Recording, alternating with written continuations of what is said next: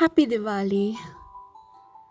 आइए कुछ दीपावली पे हो जाए। Please subscribe and share. आज की कहानी का नाम है विशेष प्रकाश। दिवाली निकट आती जा रही थी। विजयनगर राज्य त्योहार के उल्लास में डूबा हुआ था।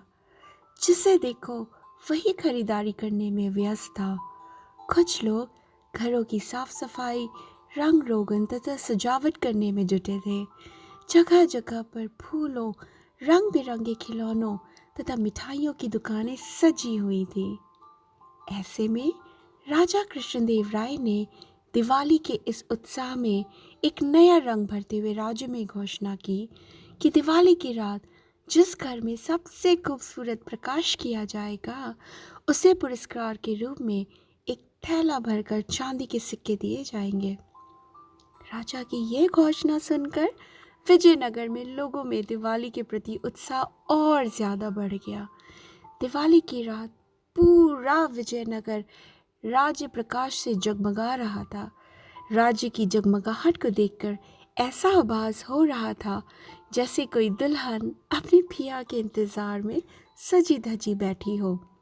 राजा कृष्णदेव राय भी अपने सभासदों के साथ शहर की खूबसूरती व दिवाली की चमक दमक देखने में व्यस्त थे। उनके एक मंत्री ने कहा, महाराज, सेठ चांदीमल ने अपने घर की बहुत ही खूबसूरत सजावट की है। वहाँ पर सभी तरह के दीपकों को विशेष तरीके से सजाया गया है। और तो और फूलों तथा दरवाज़ों की सजावट भी भव्य तरीके से की गई है। मेरे विचार से आपके द्वारा घोषित किए गए पुरस्कार का असली हकदार सेठ चांदीमल है।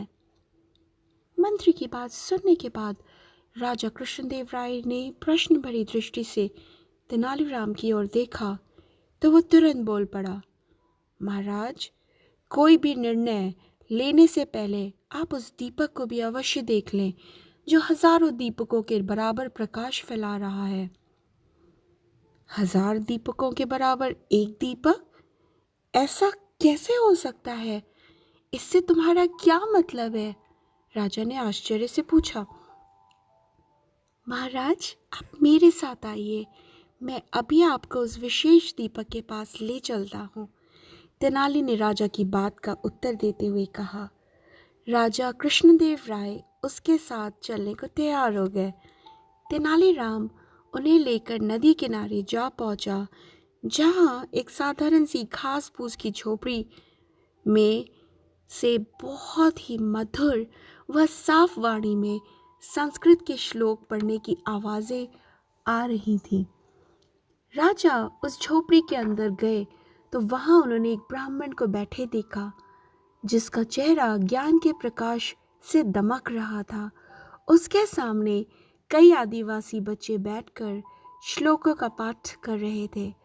उन ब्राह्मण बच्चों को संस्कृत पढ़ा रहा था।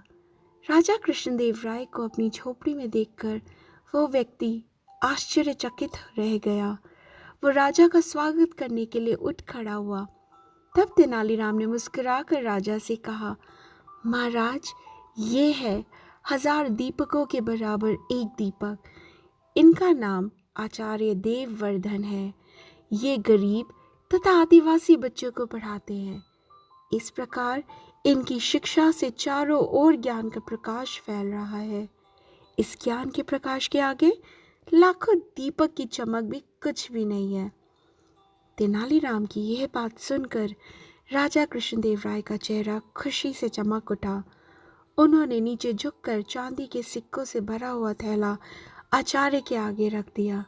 फिर राजमहल की ओर वापस लौटते समय राजा ने तेनालीराम से कहा, तेनाली, आज तुमने प्रकाश और ज्ञान का सच्चा अर्थ बताकर मेरी आंखें खोल दी।